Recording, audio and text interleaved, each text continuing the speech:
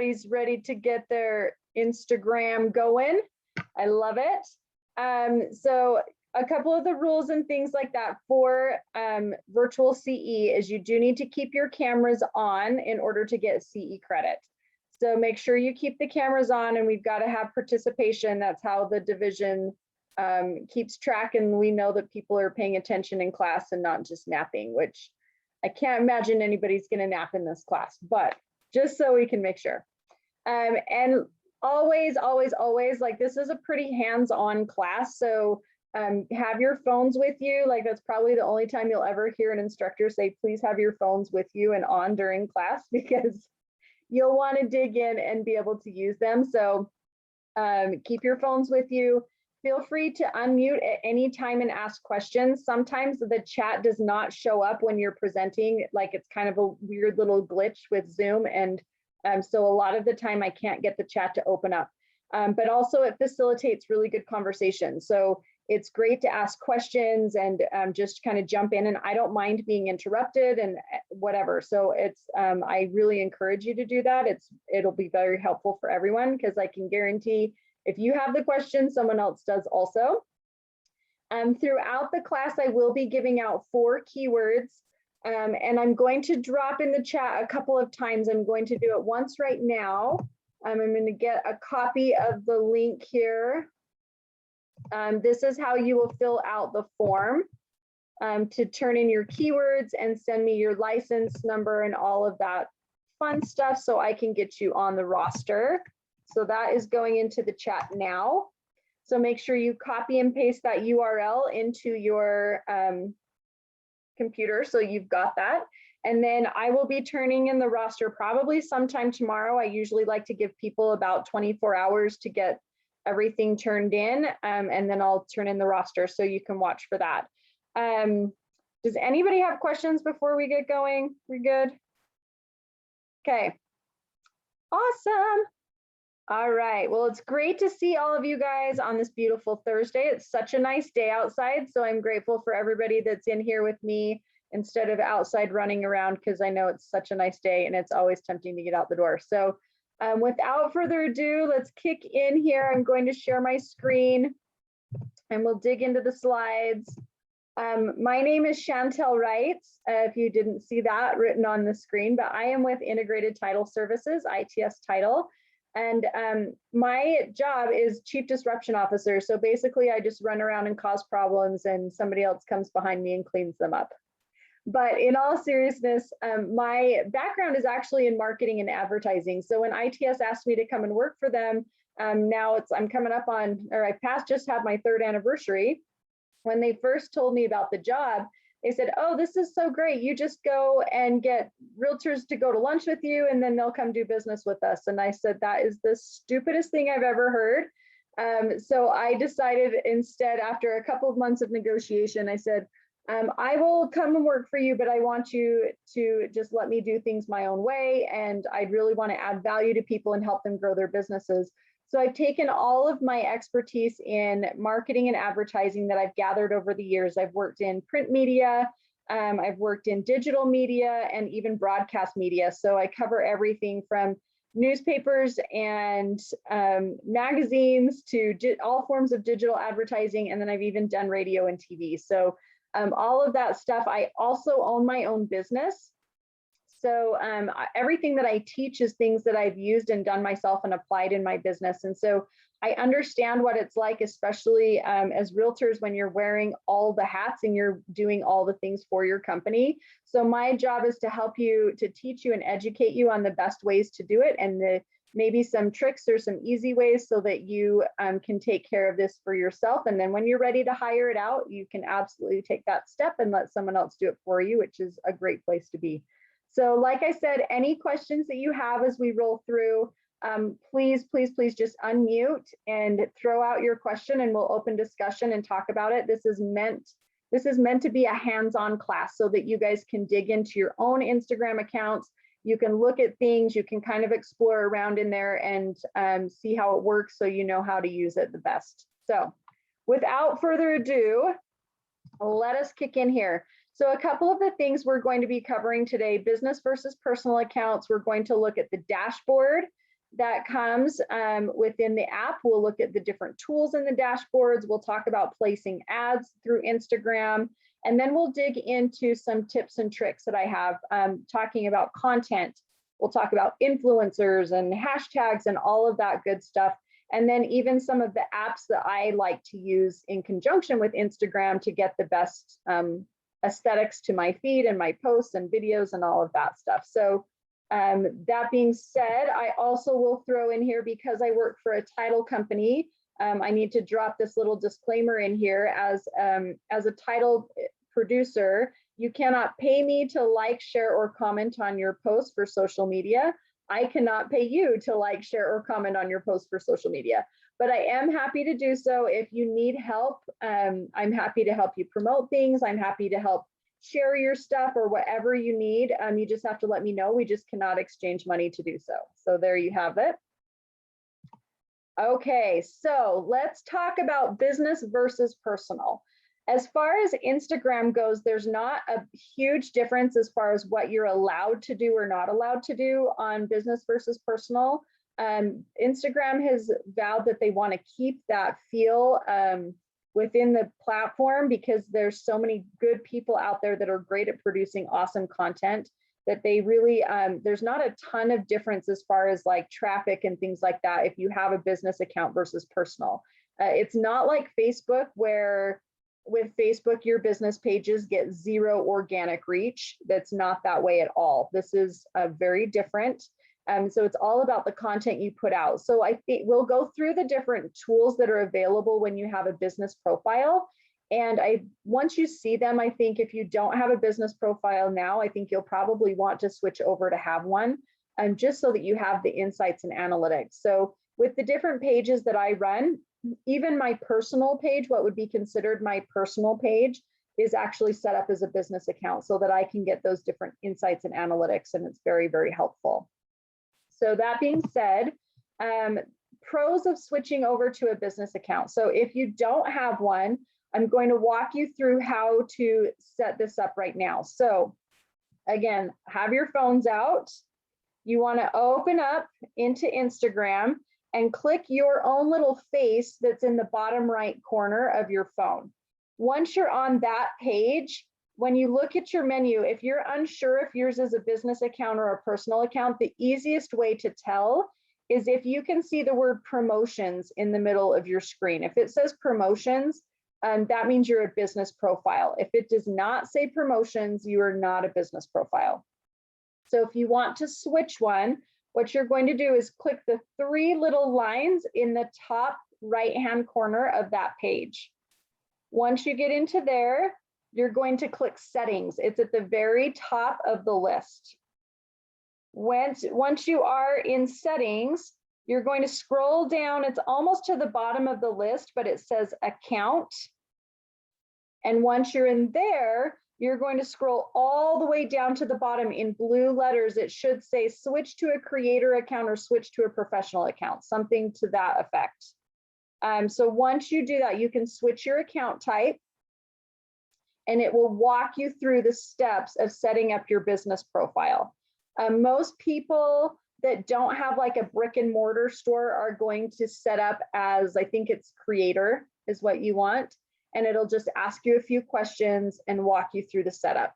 So once you have that done, then it'll start to populate some information for you. It does take Instagram some time to gather information. So a lot of the things that you look up, it might say that there's not enough information at this time or something like that. You just have to check back. It takes about a week to start populating, and then usually a full month to get a lot of that data. Does anyone have questions on switching over? Okay. All right.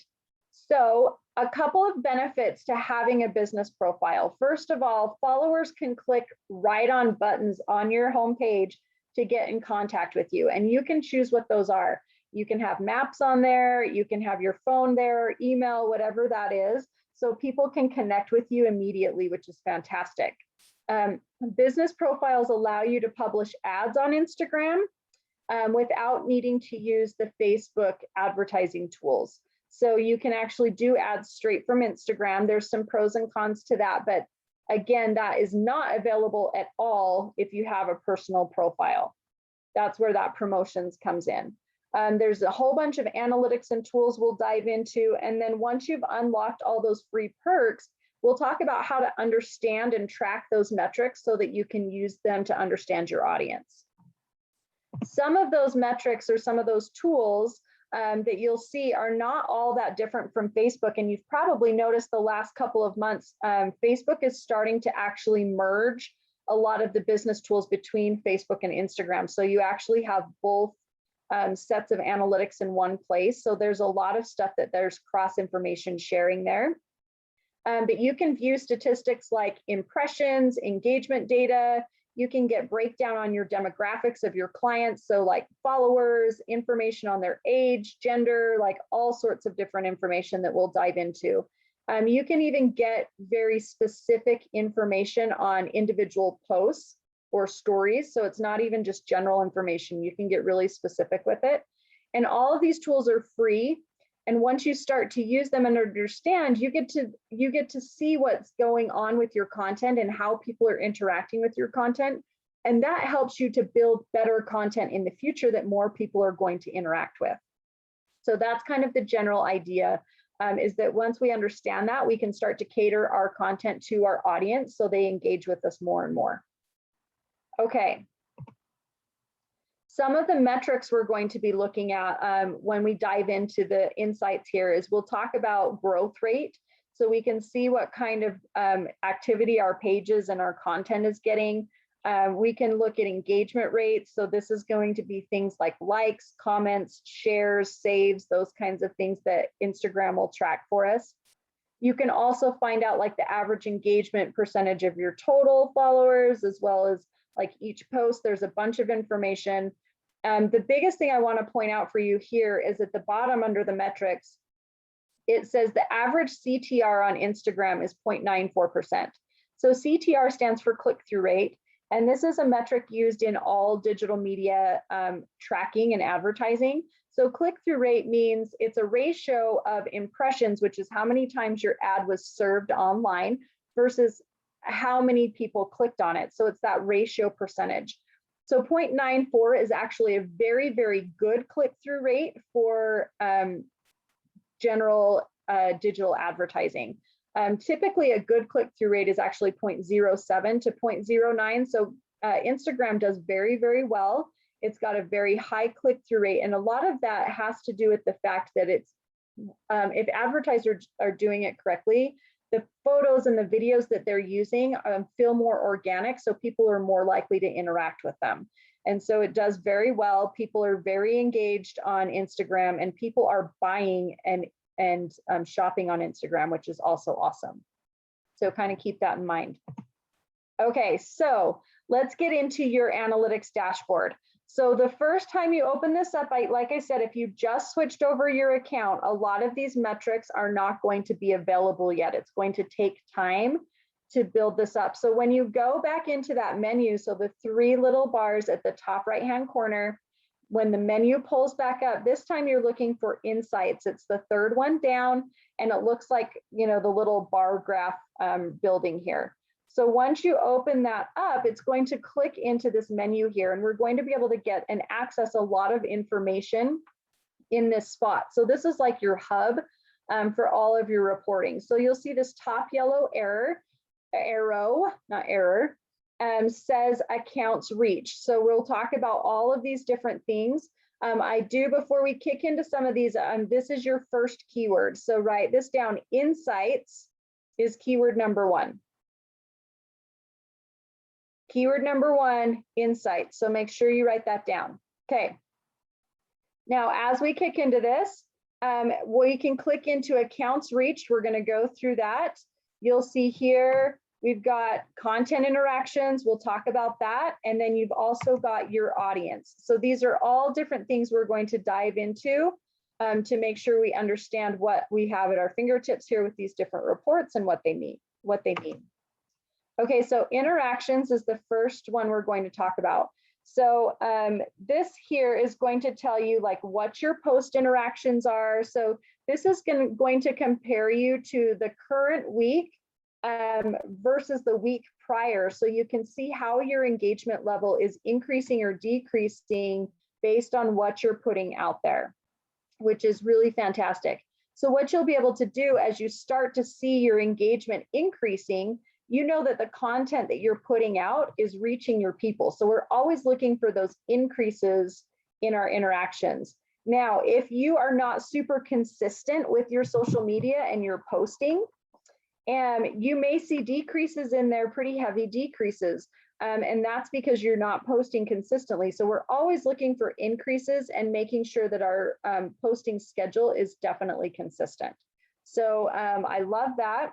You can see here your likes, how many comments you got and how many shares you got. So Instagram and Facebook both rank your algorithms based on different metrics. So when we're looking at that, kind of the bottom of the totem pole is as far as what helps your algorithm is going to be your likes. Second on that list is going to be comments. And the ultimate algorithm booster is going to be your shares or your saves. So anything that you can, question. Sure. No, right, so when you're saying to be consistent with the post, yes. Is that just like posting every day or posting every day at the same time? I'm kind of both, but really it's getting in a rhythm. I tell people a lot, I don't necessarily care if you post every day. I think you need to find what works for you, because people, especially if you're not into social media at all, it can be very overwhelming, especially when you start. So I would even find like what works for you. If that's 3 days a week, awesome. If that's 1 day a week, awesome. Just be consistent with that same day a week that you're getting that content out there. The more you can post, the better. But again, you don't want to overwhelm yourself so that you shut down and then start not posting at all. Does that make sense? Yes. Okay. You. And as far as what time to post, we're going to talk about that in just a few minutes, because there's some tricks to that as well. Okay. Shantel, yeah. Where's this menu at, the interactions? I'm not seeing that one. You're fine. So when you are on your profile, so you can see all of your own photos and your information at the top.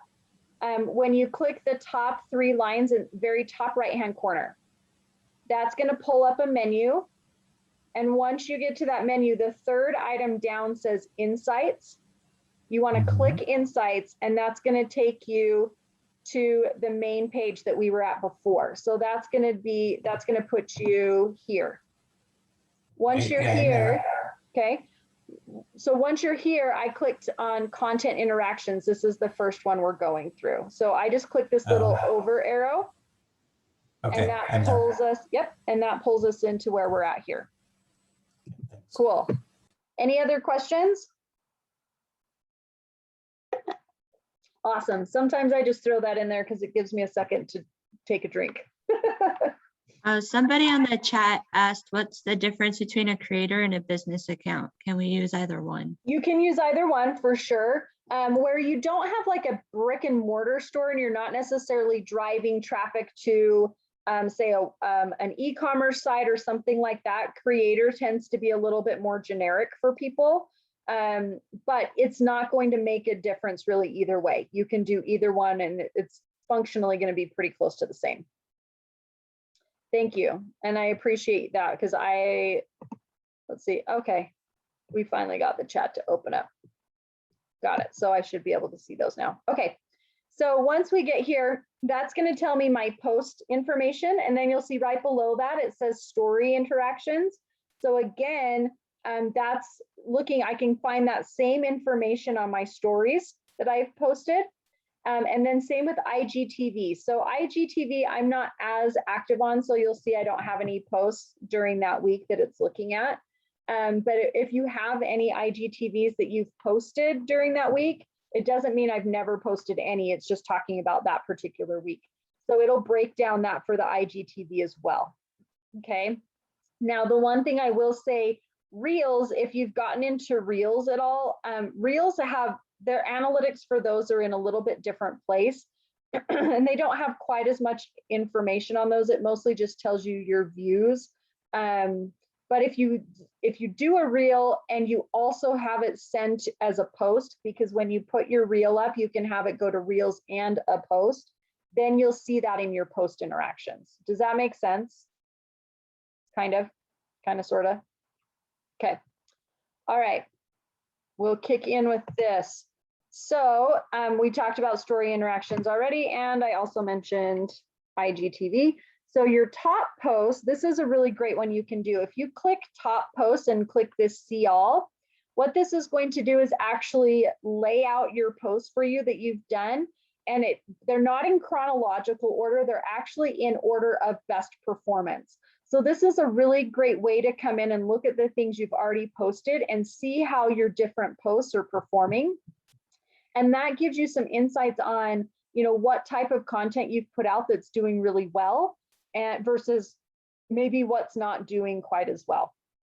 So you can start to analyze that, and it helps you to put out more content like the stuff that's getting more interactions, because the ultimate goal is we want to drive up that engagement. The more people engage with your posts, the more it increases the algorithms. So it increases how many people are seeing your posts, and it also increases the number of times people see your stuff, so that way people are getting in front of you more times.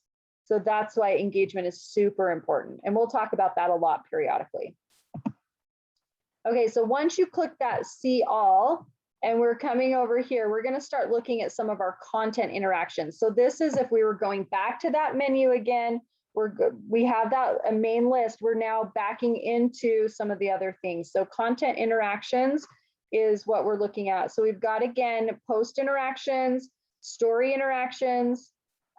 These posts here, like I said, this opens up and tells you your best performing posts during that time. So you'll see there's this black number at the bottom of each of these posts. It's ranking them in order of number of interactions or people that have seen it. So up at the top, you'll see we've got these 3 little options here. So it says any, it says reach, and it says last 30 days. So I can actually change some of these if I want to see. So reach is how many different people saw the post. I can change that and do people that liked the post, interacted with the post. You can do all sorts of things. You can change the length of time to 7 days or a month, whatever, but this helps you to get a really good idea of how your stuff is performing. So that means, like this one here, you can't really see the one that did the best, but over here on the left is a cutout of Bernie Sanders. So if you remember at the, when Biden was sworn in, that whole thing with Bernie and his mittens flew all over the place. So this one just happened to do really well, I think, because Bernie was in there and he was kind of the hot little topic for the minute. So just kind of keep that in mind. Same thing with your stories. You can also come into the stories that you've done. You can change it, change the time, and change the metric that you're looking at as far as the information you want to get. And again, it's going to rank them in order of best performing down the line. Okay, does that make sense? Does anyone have questions on that? Okay. What's the difference between a like and a reach? So a like is someone that, if you're on Instagram, actually hit the little heart button and said, I like this post. Reach is how many individual people saw it. So that just means that pulled up in their feed and they happen to see your post. It doesn't mean they interacted with it. Okay. Cool.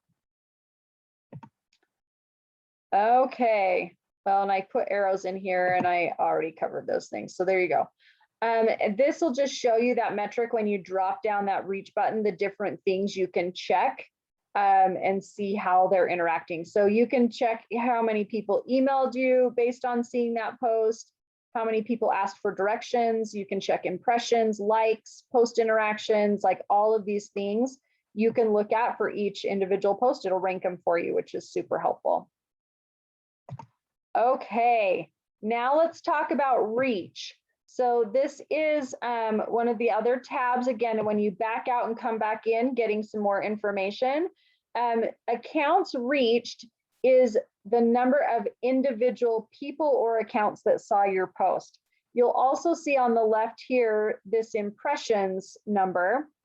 that's how many times people saw your post. So if what you're looking for is a higher ratio, the more you can get this number of accounts reached to be this number here of impressions to be much higher. So you want that higher ratio, the better.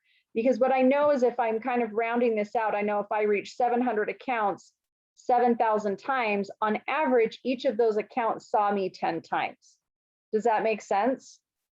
So the higher that ratio is, the better, because that's a really good margin for you to be able to tell that the people that are seeing you are interacting with you because they're seeing you more times. So you really want to look at that number and make sure that you've got that, those impressions to accounts reach ratio needs to be a really good split there. The higher you get it, the better.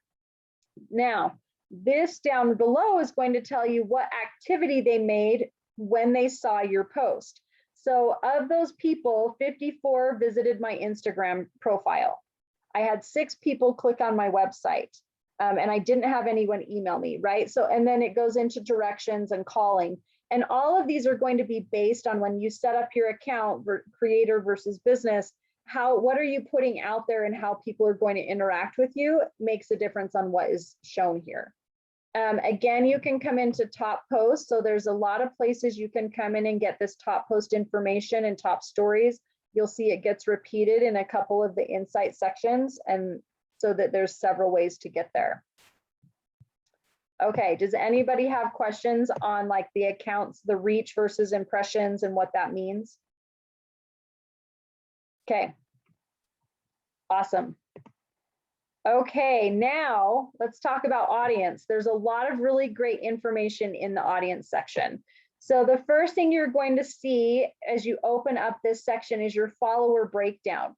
So it's going to tell you the percentage that you either gained or lost during that week compared to the week before. So you'll see here with my growth, I had 5 new people follow me, but I had 5 people unfollow me. So overall, it was level. Obviously, we're looking and trying to grow our accounts so that the more that trends up and the more often that's trending up, the better. So that's what you're looking for there. The next set here is locations. So because we're in Salt Lake, Salt Lake's kind of a little bit of a different beast because we have so many like unincorporated areas of Salt Lake that end up falling in Salt Lake City, even though they're not technically Salt Lake City. It's a little bit skewed. So most people is just by default, because of that, their biggest percentage is going to be Salt Lake City. But what I'm looking at too, because I actually have a physical brick and mortar store, this is good for me to see that Sandy is my number 2 because that's where my physical location is. So that means I'm making sure that I'm reaching the people that are in my vicinity. If I had a bunch of people in China, that's not going to benefit me at all. So I'm really looking to make sure that the people that I'm reaching are local people that make a difference for me. So this all makes sense to me, like Sandy, South Jordan, West Jordan, Draper, those are my top areas that people drive in from and that I have followers in, and so that's great. So I love seeing that. Age range for me here, Instagram's strongest demographic, and this is pretty much across the board. You'll probably see this unless you happen to just have only friends that are within your age group and you fall outside of this 35 to 44. For the most part, you're going to skew the most people in that age range because that's the ones that Instagram is most popular for right now. Second to that is 25 to 34, and then 45 to 54 is coming in at a third. I would say most of your people in this 45 to 54 and even plus age range are going to be more so on Facebook than they are on Instagram. So when you're talking about demographics and who you're trying to reach, however you're posing your content and the things you're phrasing, you want to make sure that you're articulating for the age group of people that you're trying to talk to, if that makes sense. Okay. Over here on gender, for me, obviously, like I run a fitness studio that really caters to women and it's very prominent for women. So we do have a few men, but that makes sense to me. But as a realtor, you'll probably be a little bit more balanced. However, don't be shocked if you tend to skew towards your own gender, if that makes sense. Because the things that we're posting, like if I'm a woman and I'm posting, you know, things that I like kitchens and bathrooms and those kind of things, like I'm going to get naturally more women that follow me, versus if I'm a man and I'm posting things like, you know, trucks and garages and whatever, not to be stereotypical, but it really, social media does kind of tend to be that way. You may skew more towards your male demographic. So you're going to naturally have, your content is going to dictate the type of people that follow you, if that makes sense. Okay. Now, the best part about this whole audience page, and you know, when we say we save the best for last, probably the part that I think is absolutely so helpful is this last one here that says most active times. You can get such great information here. So you can change this to days of the week. If you click days, it'll pop up and show you your best days. And then you can select and toggle back and forth. If you're in hours, you can change it to whatever day of the week you want to see what hours your followers are most active. The reason this is important is because when you put out a post, the most crucial time frame for your post is the first 15 minutes up to the first maybe hour at the very most. The more interactions you get right out of the chute, the better your post is going to perform overall. So it really helps your algorithms. So you want to know when your active times are. Now, the other reason this is important, when I was putting these together, I was just curious. And so I went to Google and I just said, okay, what are the best times to post? What are the worst times to post? And I just wanted to gather this information of what Google was putting out there, just to see. And you'll see here, according to Simply Measured, the worst days to post on Instagram are Wednesdays and Sundays. Well, however, we live in Utah, so people sit in church, you know, a lot in Utah on Sundays, and in church, they're scrolling through Instagram and Facebook. So that's actually a really good time for us to post here. But if I didn't track my own measurements and my own things, you would miss out on that opportunity of knowing, right? And it may be different for your followers. You may have followers where that is true for you, that you have a lot of church-going people. You may have followers that are not church-going people. So you need to pay attention to your metrics so that you understand what works better for you. The other thing is that said, you know, what was the best time of day to post? And this one comes in and says between 8 and 9 a.m. as well as 2 a.m. Well, if I had listened to that and I was scheduling posts for 2 a.m., because that's a post I would absolutely schedule and not run myself because I'm not awake at 2 a.m. But if I look at my own data here, you'll see 2 a.m. because my people are active and into fitness would actually be the worst time for me to post. So I would be doing myself a disservice by following what I read on Google versus just diving into my own analytics. So set up your posting schedules and whatever you're doing. So going back to, I think it was Jamie that you asked the question at the beginning about how many days a week to post, and do you have to post at the same time? No, you don't, but it's very beneficial for you to be, it helps you to get into a routine if it's the same time of day, but also you can really dive into your analytics and see what the best time is so you can get the best bang for your buck. So hopefully that answers all of those questions. Shantel, I have one question on that.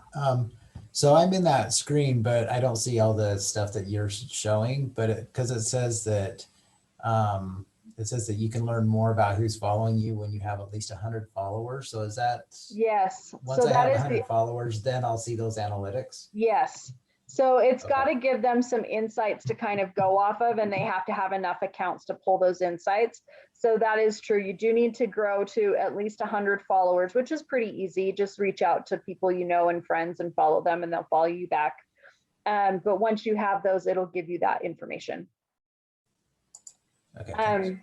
The other thing I would say too is carousel, the Instagram's carousel feature is a really great tool to use. It allows you to post multiple photos of the same day or the same event or whatever in one post, which is fantastic. And what that's going to do is actually gives people, like if people don't interact with it or don't swipe through all of the photos, the next time their feed loads, it's going to pop up on the photos that they didn't see. So they'll eventually get through all of your photos. So it is a very helpful tool especially if you have photos that are kind of similar, like the same event or something where you don't want to go crazy posting individual things. Now, the caveat to that is that Instagram, the carousel feature does not work well if you're using hashtags. So hashtags do not function correctly or really at all when you're using the carousel feature. So if you're using hashtags to grow your account, and we'll talk more about hashtags in a minute, but you want to make sure you're not using the carousel feature so that you can get the best functionality out of your hashtags. Does that make sense? Okay. All right. Moving on. Here comes keyword number 2. So keyword number 2 is content. Keyword number 2, content. Okay, content is everything for social media.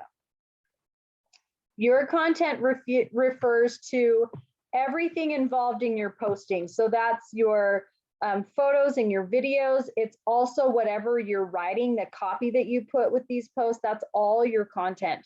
So you want to make sure you're choosing this very, very wisely. Content is your greatest tool when it comes to social media. It helps keep your brand on point. It helps keep you top of mind. It's relatable. People engage with that. You've got to be very, very intentional about what you're putting out. So that comes down to every single piece that you're putting out, your photos, your videos, and what you're writing with them. This is all needs to be intentional. I recommend you tell your story at least once a week, some form of your story. Talk about why you do what you do. Talk about what you do, who you are, what you're passionate about, all of these things, your why. All of these things are what create emotion and connection with the people that you're getting in front of. I think people get nervous that they do that too often, but the truth is not the same people are seeing your posts all the time. And you never know what's going to resonate more with one person over another. So you really want to get that out there and give people something to connect with on a regular basis. So make sure you've got that dialed in. Be really intentional about the types of images you're using. Colors are really important. Aesthetic is really important. All of that needs to flow and be cohesive so that you're recognizable across platforms and when people interact with you. Does that make sense for everyone? Okay. So I've got a couple of questions about that. Sure. You know, I post a daily blog. Okay. It's about real estate, and you know, as opposed to about me. You know, the interaction is a quite minimal on my daily. Yep. So you know, are you saying that I should consider you know, talking about me and you know, just my world and you know, of course, what I do and why I do it, etc., instead of real estate educational blogs? 100,000,000%. Yeah. So people buy into you as a person. They don't buy into your company. They don't buy into any of that. So you need to have more information out there about who you are as a person, why people want to work with you. Like, people are going to relate to you as a person. They're not going to relate to your business. So anything you can do to create emotional connection with people is what you want to do. You can still do those real estate posts, but they need to be way fewer and far between, where it's giving out information and you're posing it in such a way that it's putting you out as like an industry expert. But ultimately, people want to buy into you as a person. And you need to be able, whatever information you're putting out there, you need to figure out how, like, it can't just be an informational vomit on people. You need to figure out how that can tie to someone emotionally. Right? How do you break through their belief system with something? How do you connect with a pain point? How do you connect with that, you know, feeling of making them a hero or whatever that is? And that comes through you as a person with that hint and that subtlety of your business on the backside. Does that make sense? Yes. So are you suggesting videos then where they see you on camera, or? Videos are great, photos are great, whatever you can do. For me, I do more photos than I do videos, but I'm very, very intentional with my videos. So when I come out on video, I've got it mapped out. I've got a message. I don't do video just to do it. I want to be very intentional about what I'm putting out there and how I'm structuring my videos. Most of what I put out is posts, although there are some fun things you can do with videos. You know, if we start talking about Reels and TikTok and things like that, where you can get creative with it and have fun with some video. But most of your full video content needs to be very intentional.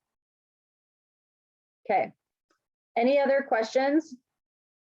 Great question, Rami. Thank you.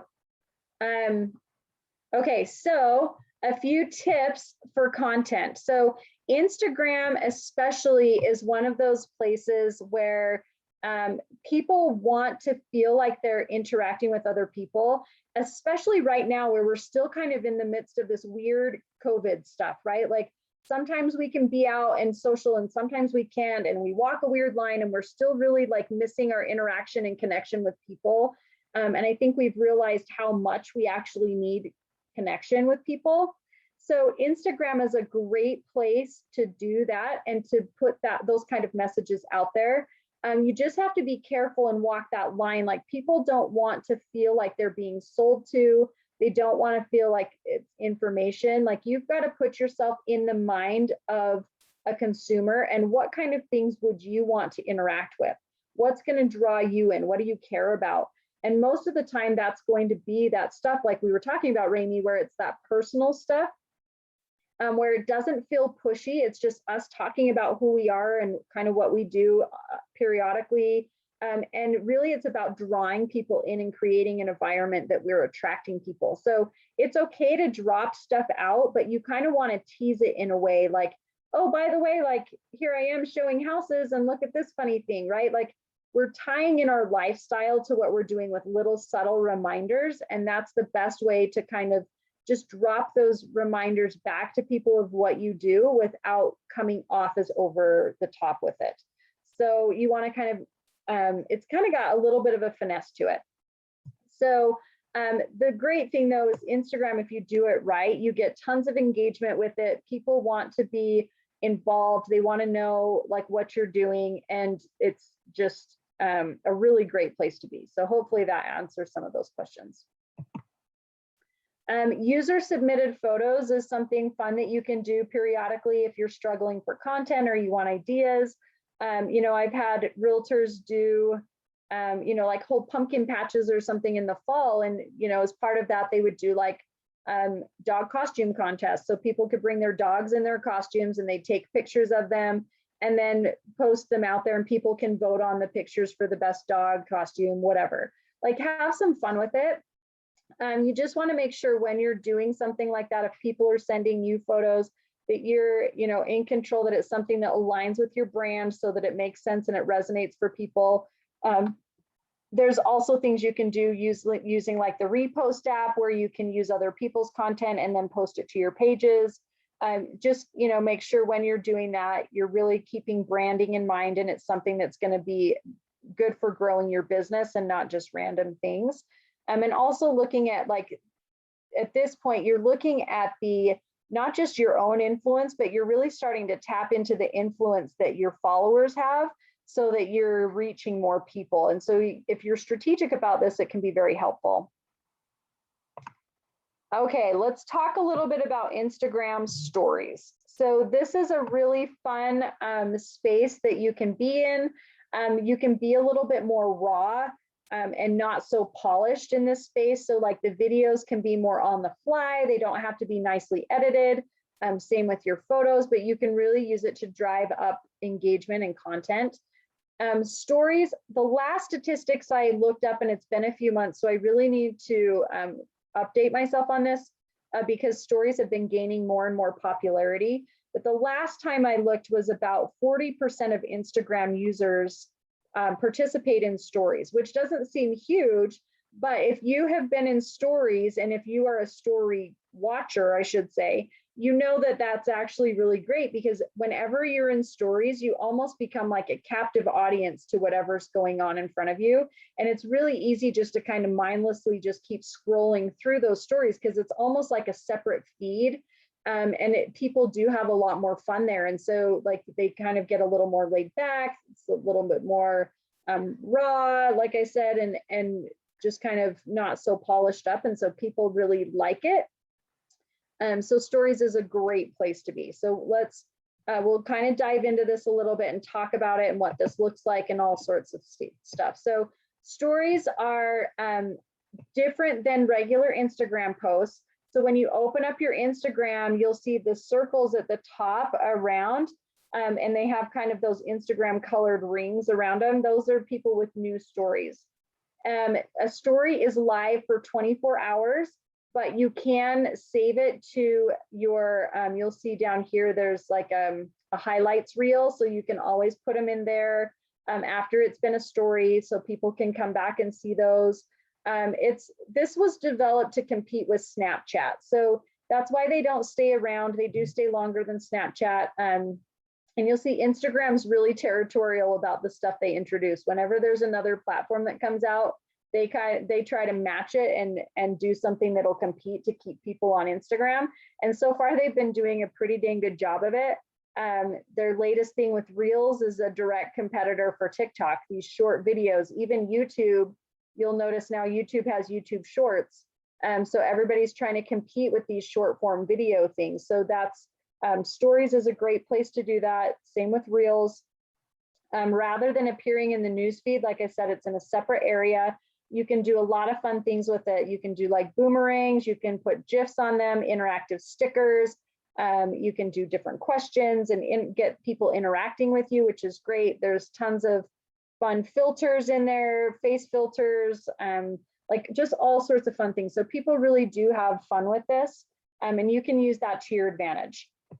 Within stories, there are really 3 different ways that you can use video. So one being, you can record a video straight in stories. Like you can just hold down the camera button and record. It'll record in 15-second increments. So each story has a maximum of 15 seconds that it is up as people are scrolling through. So it's very, very, very short. So if you have a video that's longer than 15 seconds, you want to pre-record it on your phone and then upload it into stories. So what that's going to do is it's automatically going to break down your video into 15-second chunks. So let's say you had a 2-minute video, that's going to break it down so you have 8 stories that are going to upload into your thing. The other thing that's really fun about that is once it breaks it down, you can actually open up each 15-second chunk and add some stickers to it, add some content to it, whatever you want, and break it down that way as well. So that's kind of a fun thing to do. The third option is live. So you can go live in your stories. That can be a longer thing. It's kind of has different notification settings, things like that. I always recommend when you're going live, this is going to be a longer video. And I always save it to IGTV after so I can post it there. But your live videos, the longer you can be on live, the more viewers Instagram will drive to your video. So it's to your benefit to have a longer video. So when I'm saying longer video, I'm talking even 10, 15, 20 minutes on your videos, to where you're getting more people viewing and interacting with you.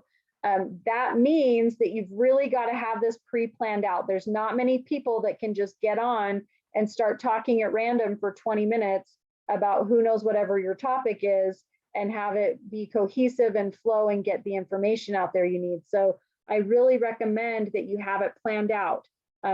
Keep them engaged, keep giving them information, what makes them want to stay on that video, and just keep going with them so you can keep them on as long as possible. So those are the 3 ways to do video within stories. The other video options that Instagram has, like we said, is IGTV, which is any video. You can go up to 15 minutes on IGTV videos. Once you have 10,000 followers or more, that's when that opens up for you to do longer videos in IGTV. So before that, it's 15 minutes. So just kind of keep that in mind. And Reels is the other one you can do with video there. So tons of different video options. The other thing is anything new that Instagram releases is going to be in your benefit to use, because that means they're giving extra push for things with algorithms and different things like that. So they can get people using the stuff. So like with Reels being their newest thing, it's a really good idea to use Reels right now, because you can get in front of more people that way. So just kind of keep that in mind. Does anybody have any questions on what we covered so far? Cool. Okay. So moving on with stories, like I said, there's a lot of different stickers and different options of things that you can add to your posts. You can make this really fun. Like a lot of these stickers are actually animated, so it gives movement to your video or your photo. So even if you're posting a still image, you can get some movement and things with it that attract the eye. You can do a lot of things that really make it fun. And there's so many things that you can do to make it look really creative, have a really nice aesthetic to it. All of that is fantastic. There's a few options as well where you can get interaction from the people viewing your things. Like you can ask a question and have a slider bar for people to rank things. This is showing here, it's like where people can vote. So you want to make sure that when you're doing something like that, asking a question or having people vote yes or no on something, I always recommend having positive things that people want to interact with. So if I was to say like, hey, do you like this paint color in my office? Yes or no. The people that are going to say no, there's not many people that want to say no because they don't want to hurt your feelings. So it's better if you can give them like two positive options, right? So like which paint color do you prefer, A or B? And so then people are kind of voting on it and it doesn't hurt anyone's feelings. So these are other good examples, right? Which one, plain or sprinkles? Nobody's going to feel bad if they like plain versus sprinkles. They're just going to tell you. So you'll get more interactions that way if you keep it something positive. And same with like asking questions, like what are things people really are going to want to answer? So you want to make sure that you get that in there. Does that make sense? Okay. Awesome. Okay, now we're going to talk about creating sponsored ads on Instagram. So before we dive into this, does anyone have any questions on the stuff we covered before? Because we're kind of completely shifting gears here. Speak now, forever hold your peace. Are you going to cover how to get more contacts, you know, how to get more followers? Sure. Yeah, so starting out, there's when you're just starting out, obviously it's going to ask you to connect to your contacts. It's going to ask you to connect to your Facebook people. That's a great way when you're just starting out to start building up some of those followers, is by connecting to people you already know. Once you've kind of exhausted that and you feel like you're kind of not going anywhere with that, you can start looking at the people that I would say are what I would call your best followers, and start seeing like who they're following and who's following them. And you can actually reach out and start following some of those people. And that's going to help you start to grow. They're going to naturally start following you back. It's not a huge percentage, but it definitely helps. Once you get past that percentage, then it just depends really a ton on what content you're putting out there.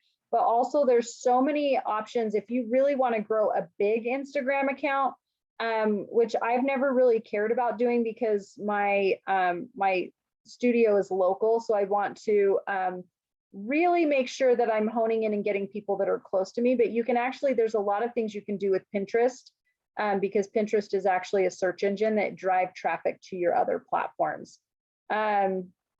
Oh, sorry, Bruce had just messaged. So Bruce, the first keyword is insights. I just saw that your message came through.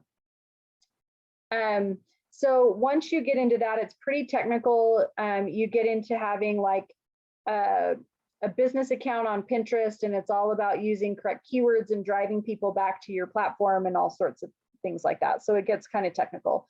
But the best thing you can do is go through right now and just follow people that your followers are following them and whatever. And I always am trying to look to make sure that it's somebody that appears to be local to me, because that's what I need is local people. So you can do that.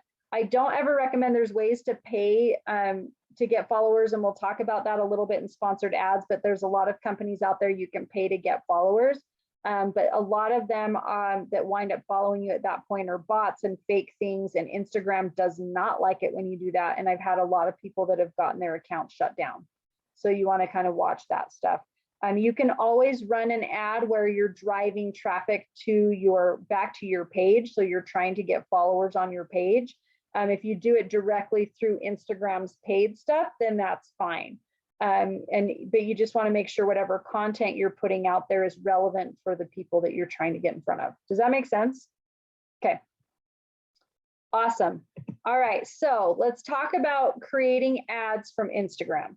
So Instagram, there's two ways to do ads on Instagram. You can do it through Instagram itself, or you can do it from Facebook. So there's pros and cons to both.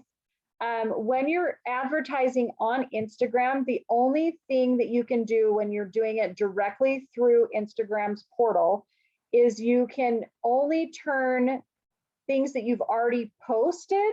So things that you're already on your feed, you can only turn those into sponsored ads. If you have something that's not a post and it's strictly an ad and you don't want it on your feed, you have to do it through Facebook. So hopefully that kind of makes sense. So if you have something that's like custom, that's just for an ad, you cannot do it directly from Instagram without it being a post first. Does that make sense? It gets a little confusing. But Instagram ads are super commonplace. You can target them the same way you do Facebook. I will say that the ads platform in Instagram is really a lot easier than the ads platform on Facebook. So just kind of keep that in mind. It's very, very simple. It's easy to use, all of that. You can do one sponsored ad, you can do multiple, you can use the carousel features.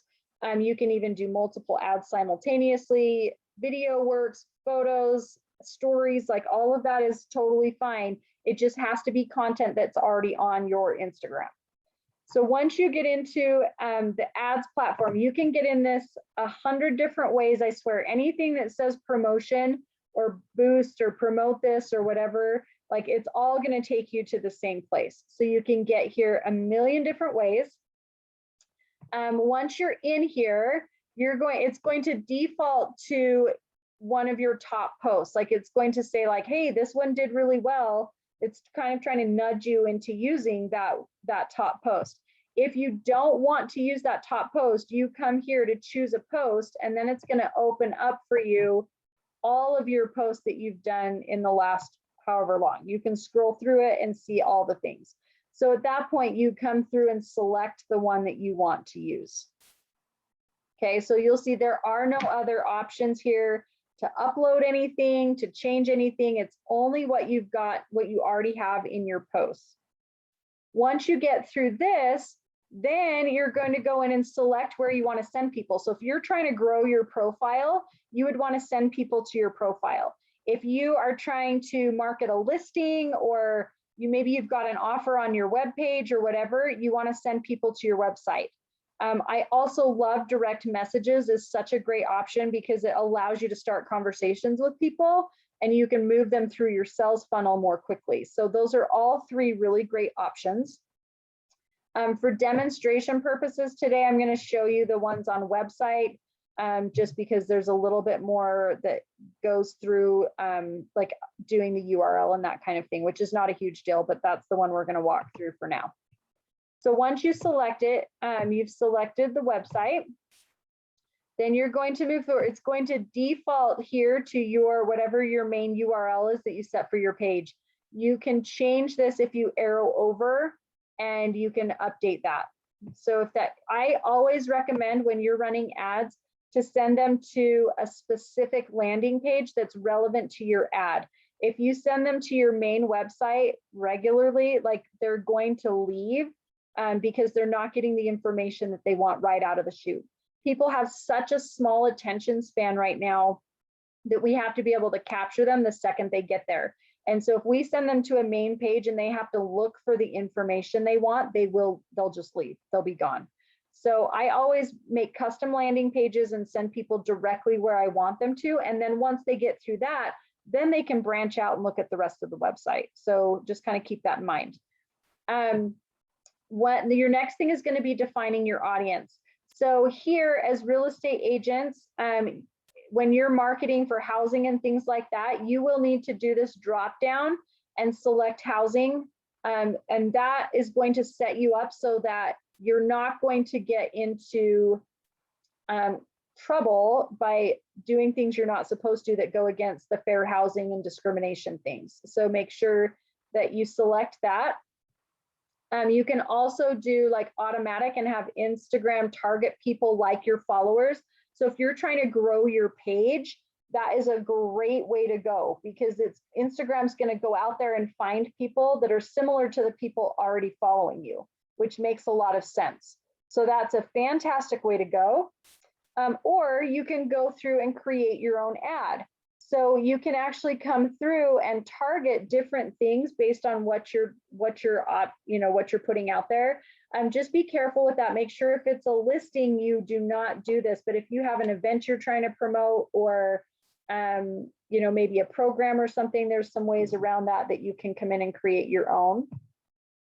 So then you're going to come in, name your audience. We'll go through locations. You can set interests and all of these. So we're one by one, we'll kind of go through this little list here. Okay, so the first one that we'll talk about is age and gender. So again, as agents, you want to make sure that you're not using this. It can be considered discrimination. You can up this to 18 because you have to be 18 to sign a contract. So that is something that you can do. And then just make sure you're careful with male versus female, like all of that stuff is considered in the discrimination. And location can be as well. So you're not allowed to target by zip codes and things like that, because due to like redlining and things like that happened in the past, there was a lot of discrimination that would happen and still does happen, quite honestly, with where people can buy houses and they would only advertise houses to certain people to try to keep people out. That's why that is not allowed. So just make sure you're current on what the regulations are there. One thing I do want to show you here is you are able to, if it's the right type of ad and it's not going to be an issue with discrimination, you can actually put pins in here and set radiuses around your different pins. So if you're trying to target, certain, well, for an example, one of the things that I did when I was working at one of the digital companies is I was trying to help with a recruitment ad for a trucking company that was trying to recruit other drivers that had been drivers for 2+ years. And so we actually went through and pinned all of the truck stop locations along I-15 and I-80 so that anyone that crossed into those pins would then get their trucking ads. So there's a lot of things you can do along that line where you can get pretty specific. The radius that you can tighten up on Instagram and Facebook is actually the same. I believe goes down to a mile. So when you're looking at a mile radius around something, that's actually a pretty big space. So just do like whatever makes sense and what you're trying to get in front of with that. But you just adjust that. Like you can type in the actual addresses that you want and then adjust. You'll see the slider bar on the bottom right of the screen. You can adjust it up or down based on what you need. And that's a really great way to set advertising as well, as just kind of throwing a radius on there. Okay. The other option you have is to tap into interests. So this is a really great thing to do to kind of get into the psyche of who you're trying to get in front of. So if I'm trying to reach people that are maybe say 25 to 35, I'm thinking what kind of things are they interested in, right? Like they might be interested in like extreme sports or maybe gaming or something like that, versus if I'm trying to get in touch with somebody that's a little older, maybe a little more savvy, I'm probably not going to target those things, but I might target like travel, investments, things like that. So I'm kind of getting in their heads a little bit and helps me to narrow down who I want to get in front of and who I want to follow me on my page and grow my business. The next set here is budget. So again, very easy. It just works on a slider. You can slide it up or down depending on how much you want to spend each day.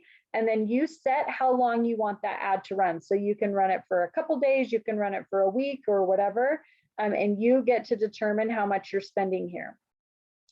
The last part, once you finish all that, it's going to have you review everything. You make sure the landing page is good. It shows you which post you're using, budget. It talks about your audience and everything.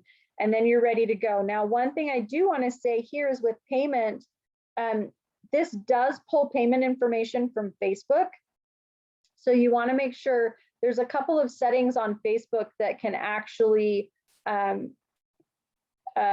interfere with, I guess, your ads when you're running them. One in particular talks about lifetime budget.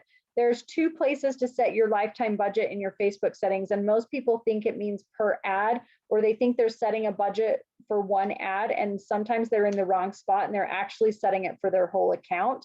So if you set it for like $150 thinking that you're doing that per ad and your account has already spent $150, none of your ads will run. So it doesn't matter where they're at. So you want to make sure your Facebook settings are good because that will interfere here. Once you're set, you just click create promotion. It'll go through the review process with Instagram. They make sure everything's good, and then your ad starts running, which is fantastic. So that is everything pretty much on getting ads set. So does anybody have questions on ads before we move into the tips and tricks? Cool. Okay, I'm taking 30 seconds to take a swig of water. You're welcome. All right, now let's move into the tips and tricks. These are kind of fun ones. Let's talk about your bio. So when you're setting up your account and we're looking at your bio, a couple of things that you want to keep in mind. So like we talked about, where people don't want to interact necessarily with business things, you really want your bio to come across as a personal bio. So people want to interact with people, they don't want to interact with businesses. So if someone's looking to follow you and it looks straight up like a business, or everything is screaming real estate at them, they're probably not going to follow you back. So you want to make sure that it's very subtle, right? So have a great profile picture here. You want to make sure it's very clear, visible, that it's not pixelated. It's got to look like you and be current. All of that stuff that we've talked about before in my branding class is all applies here. When it comes to the actual bio part, that's what we're talking about here. You want to show off your personality. You want to have some fun with it, whatever that looks like for you. And then it's like, oh, by the way, I'm a real estate agent. You don't want to come screaming out at them that you're a real estate agent here. So I love this one on the right, this Mandy Stewart. It says, big fan of mailed coffee and mornings. Oh, by the way, right, I'm chief editor over here. Oh, by the way, I'm a certified personal trainer. It doesn't scream all of that at you. The other thing with your bio is you want to use keywords in here. So you do want the word realtor to be in here somewhere. And I would also say probably like Utah, or if there's an area that you specialize in, because this can pull in Google when people are searching things. The words that we write in our bio, in our names, in our title, those are all things that Google pulls when they aggregate for search engine stuff. So you want to make sure that you do have a few keywords in there. So I recommend, like, think about things that people are going to search for. If you hone in on, let's say you're in Saratoga Springs and that's kind of your main farming area, you would want to put something like Saratoga Springs Realtor, or Realtor in Saratoga Springs, something to that effect, so that you are searchable, but have something personal before it. Does that make sense to everybody? Okay, the one on the left is just because I thought it was funny, and I love this, that his website, I do not have a website because I do not produce content.com/broken URL. I just thought it was funny because, you know, he's a comedian, so it works with his brand. We want to make sure that whatever we're putting out there and the things that we're doing are intentional words that relate to our brand. Okay, hashtags. Let's move on to hashtags. So hashtags are really, really, really great for Instagram. They work really well here. In theory, they work on Facebook, but not really like they do for Instagram. So really your top places for hashtags are going to be Instagram, TikTok, and Twitter, which I'm not a big Twitter fan. So that's just personal. So what these hashtags do is they help people find relevant content of things that they're interested in. So people can actually follow hashtags, which is really great. So if you're using good hashtags and they're ones that people follow, when you post, your post, even though they're not following you, your post will actually show up in their feed. And if the content is good enough, that actually can incentivize people to come and follow you. So hashtags are really, really important. You want to make sure you are keeping your hashtags concise, relevant, and conversational. You don't want to just, one of the things you don't want to do, I'm sure you've seen, and sometimes we do it to be funny, but just this gigantic long hashtag that nobody knows whatever it's saying. So you want to make sure that it's something people can read, that it's relevant to your post. Instagram will ding you if they feel like you're using contents that are hashtags that are completely irrelevant to the content that you posted. You want to make sure that it flows and that it's good and it makes sense with what you posted. And conversational, right? You can use those hashtags to drum up conversation. When you're posting hashtags, if it's going to be more than one word, I always recommend, like when you type a hashtag into Instagram, it always kind of defaults, it lets you click on and default one that's all lowercase letters. I do not recommend that you do that for a couple of reasons. The biggest reason is that when you do that, anybody that is sight impaired, if their phone reads their things, whatever the software is that reads those things cannot decipher the words in a hashtag when they're all lowercase. It just comes up as like gobbledygook crap for them. So when you throw the capital letter in the hashtags, that software can actually read and tell them the words that are in the hashtag. So that's the biggest reason.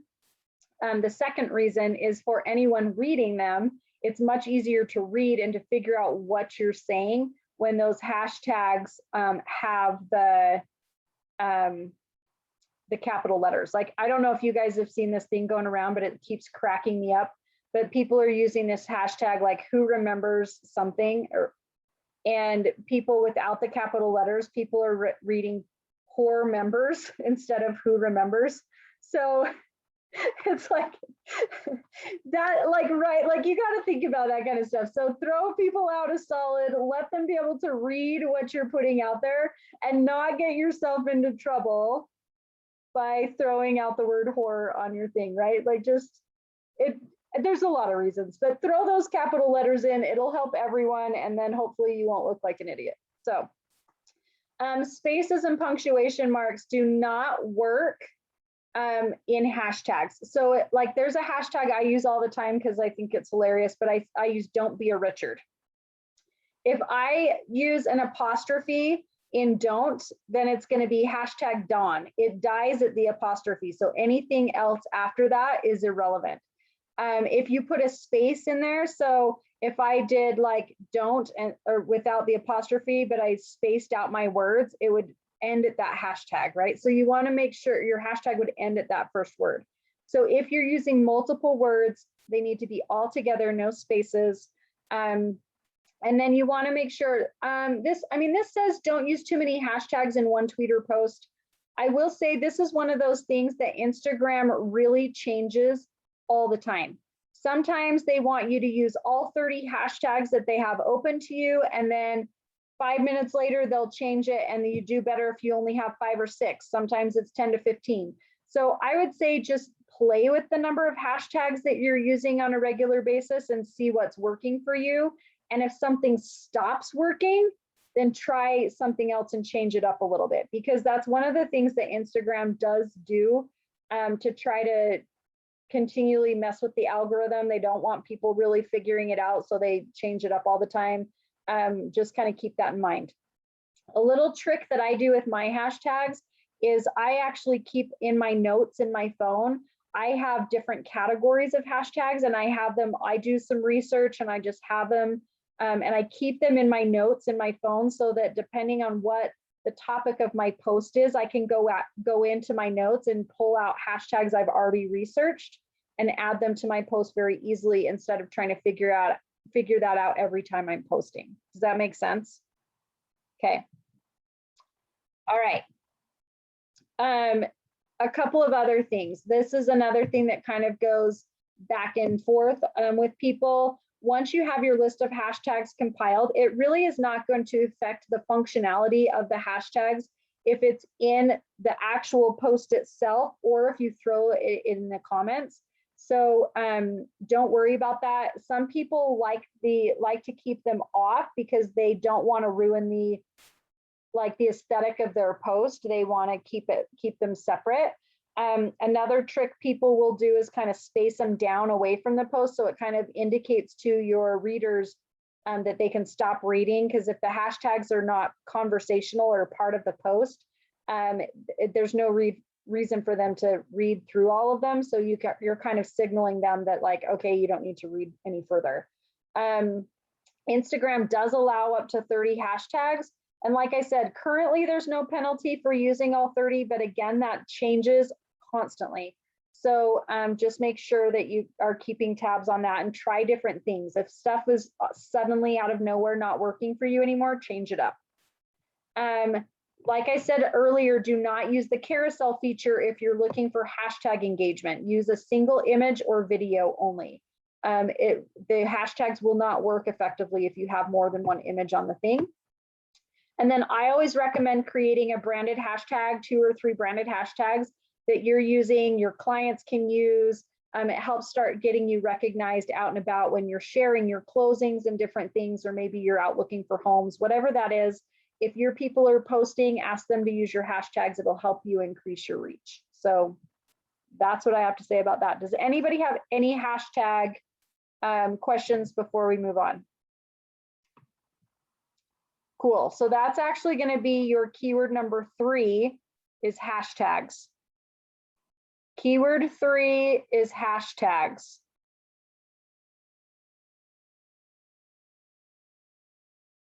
Okay. All right. Since nobody has any questions, we will roll forward. Okay, let's talk a little bit about influencers. So influencers are something that's gained a lot of popularity in recent time, I guess, and they're becoming more and more popular on different platforms, but especially on Instagram. It can be really hard to work with really big influencers, and they charge a ton of money. That's their business, right? So you have to be kind of mindful of that. Somebody has 100,000 followers, they're probably not going to want to partner up and work with you, especially if you're wanting them to do that for free. So think about ways that you can kind of shout them out. If there's people you want to work with, think about ways that you can collaborate with different people over like competing. Like you want to be able to work together with people. What makes sense for both of you, because it needs to be a value add for both of you. People are not just going to do share for share unless it makes sense. Does that make sense for everybody? Okay, cool. Influencers are a great way to get in front of like a wider audience, because you're essentially getting in front of their people. And that's why it's really important for it to be a win-win, so that it makes sense for both of you. Micro influencers are actually really great to work with, and you can really help each other out and benefit each other. So these are going to be people that they don't necessarily have a huge following, but they're maybe really influential in the space that they're in. They may be very highly regarded as far as in the community, things like that you can work with, rather than somebody that's got a giant following. So try to find those kind of people that you can work with and see like who has similar audience targets that you want to get in front of, right? So if I have my fitness studio that caters to, women that want to take care of themselves, they have money to spend, whatever that looks like, naturally I'm going to gravitate and try to work with people like hairdressers, nail salons, spas, things like that, where we kind of share the same people, and it makes sense that we can partner up and do things like giveaways or whatever that benefit both of us together. Okay, so that's what you want to look for. Engagement is huge, and I know that we've talked a lot about engagement throughout this whole class, but when you get people engaging with you, the biggest thing is to keep them engaging with you. So when someone comments on your post, you want to make sure you respond to every single comment, and you're not doing it just to like waste your time on social media. Like, this is intentional. So do not reply back with like a single emoji. You want to actually give a good, genuine response to people. And the more words you put on it, actually, the better it helps your algorithm. So that's another reason you don't want to just use a couple of emojis and be like, heart, smiley face, skull face, whatever that is. Like, put some words to it, because that will help your algorithms. The best thing too is to get a conversation going. So the more that you get the back and forth, where there's actual discussion happening and responses back and forth, that is huge for your algorithms. So you want to do that. So if somebody replies with something, like, ask them another question, or how can you get them engaged again and keep going and create a conversation. So that's what you want to look at. This second one here where it says incorporate stories, I'm not talking about Instagram stories. I'm talking about your story. Every post needs to have a story behind it. That naturally, people gravitate to stories, and it creates emotional connection. They want to engage with that. They want to respond to it. Just get your story out there and start creating that connection, and get personal with people. Start to get to know the people on the app, people that inspire you or things that resonate with you, and interact with them. One of the tricks that I've heard too is before you post, if you go on, I think like 15 minutes before you post, and start interacting with people that are like in that sphere that you're trying to get into, like start interacting with those people, then it gives Instagram kind of a clue as to who you want this to get in front of, and it starts putting it out to better people. So people in the industry, or people that you want, like whatever that looks like, interact with them for a few minutes and then do a post, and that also will help your algorithms. Okay. All right. We'll talk about some apps for Instagram. I know we're getting a little bit close on time, and I want to make sure I leave time for Q&A and things like that. There's a few apps that I regularly use for my Instagram. Lightroom CC is one. This is an Adobe product. The app on your phone is free. You can do all sorts of things from here. You can change the exposure. You can alter the coloring a little bit, like tweak it up. So like we said, when we're talking about trying to get consistency with our images, Lightroom is one of those that I use all the time. There's another that is similar to Lightroom, but it does a little bit more editing as far as like blurring backgrounds and some different fun things you can kind of change up your photos with too. That one is called Lensa, Lensa. But that one is I think for the good functionality of it, it is a paid app. I don't think it was very much. I don't remember off the top of my head, but it wasn't a ton. But for me, I use it enough that it was worth it for me. And I just paid whatever I think it was like a lifetime. Like I think they had an option for monthly or lifetime or something, and I did the lifetime. But there's a little bit more functionality there. But Lightroom, the free version is great. So if you're just starting out and you're trying to cut costs and all of that, like start out with Lightroom and upgrade when you're ready to something else, or upgrade Lightroom or whatever. So it's a great one. Like I said, you can talk about change exposure times, you can change color, you can add vignettes to it. Like there's so many different things you can do to make your photos look really nice. Canva is another one that I use constantly, and the more I use Canva, or the more that Canva updates, the less I use other things, I should say. Like Canva just added different things where you can now edit your photos and videos and all of the stuff that Lightroom does. like Canva now has options, not quite as detailed, but it's getting there. You can now schedule your posts for Instagram and Facebook directly through Canva if you have a pro account. You can animate your stuff. Like Canva is one of those things that it has a great free version, but I feel like their paid version is well worth it. I think I pay, it's like 13 bucks a month maybe for the pro version, and it is so, so, so great. So I use Canva religiously. You can do, if you're not a Canva user, like get on there. It's really great. You can do it from your phone or from a desktop computer, laptop computer, and everything goes back and forth. You can customize your colors so everything stays on point with brand. You can do fonts, you can do images, like it's so great. You just can create very good, high quality, professional looking things for your feed, for your stories, all sorts of stuff. And you can completely customize everything. There's even branding options in there, so you can upload and make sure that you're using consistent fonts, that your colors stay on point, like all of that. You can share them. I live in Canva. So it is a fantastic one. Another one that I use a lot is InShot Video. And I would say this is probably more applicable to iPhone users than Android, mostly because a lot of people that I know always ask me, because I feel like iMovie hasn't necessarily upgraded or done anything drastic where it's improved itself since they launched it almost. So it gets kind of bulky, it's harder to use. InShot is phenomenal. It is so easy to use. This is another one that I pay for so that I can get the watermark removed off of my stuff, but there's so many more options in there when you have the paid version.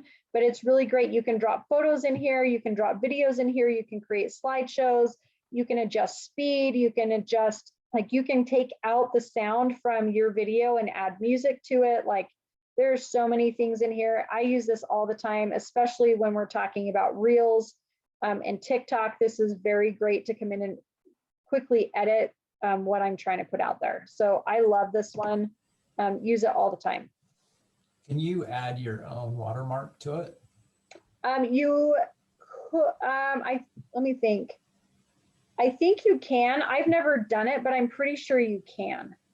I just have not tried it. And I think too, even if you did that, like on your photos or videos ahead of time, you could absolutely do it in Canva and then bring it here to edit.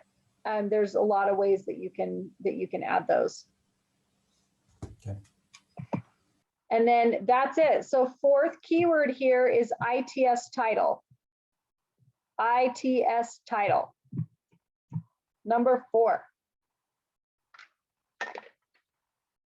Okay, so we've got a couple of minutes here that we can pop in and I can answer any questions. And it doesn't even necessarily have to be Instagram related. If there's something relevant, like I'm happy to answer whatever. So throw them out. Oh, Robin said, are there any good free scheduling apps? Do you generally schedule your posts or no?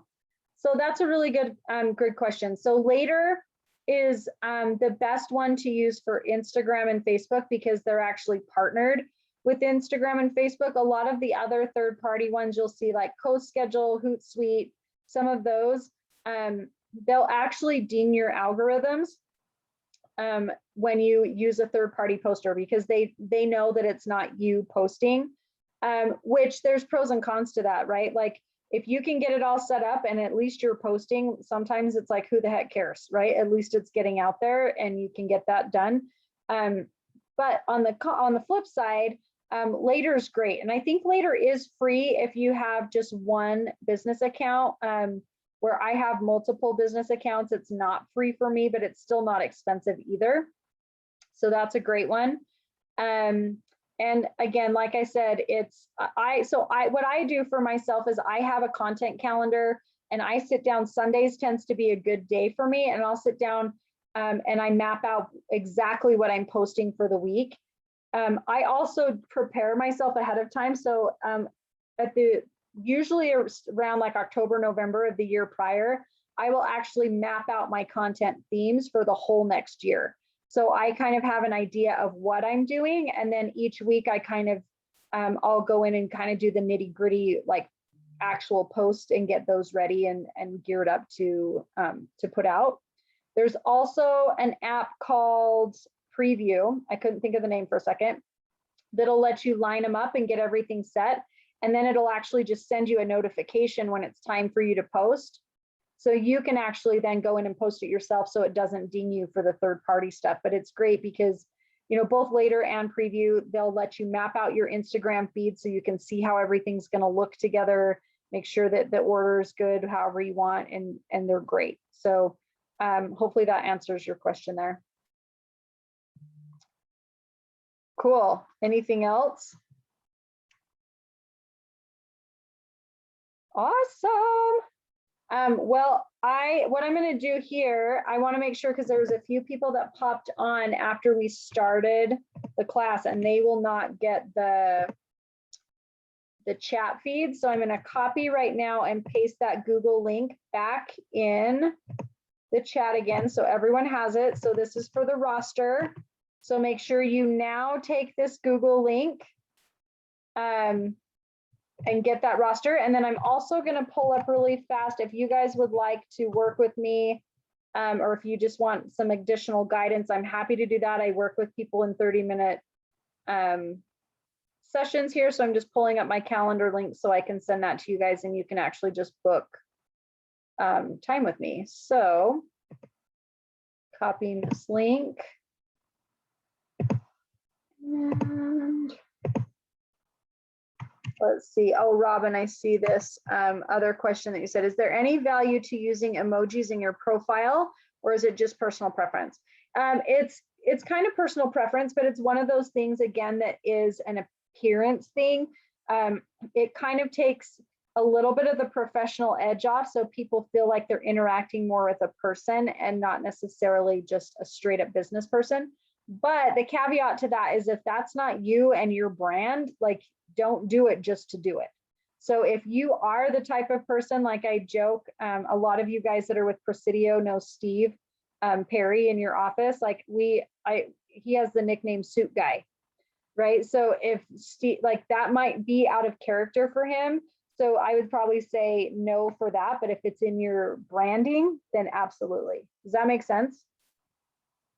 Okay, let's see. It looks like, okay, I think we got all of the questions. Awesome.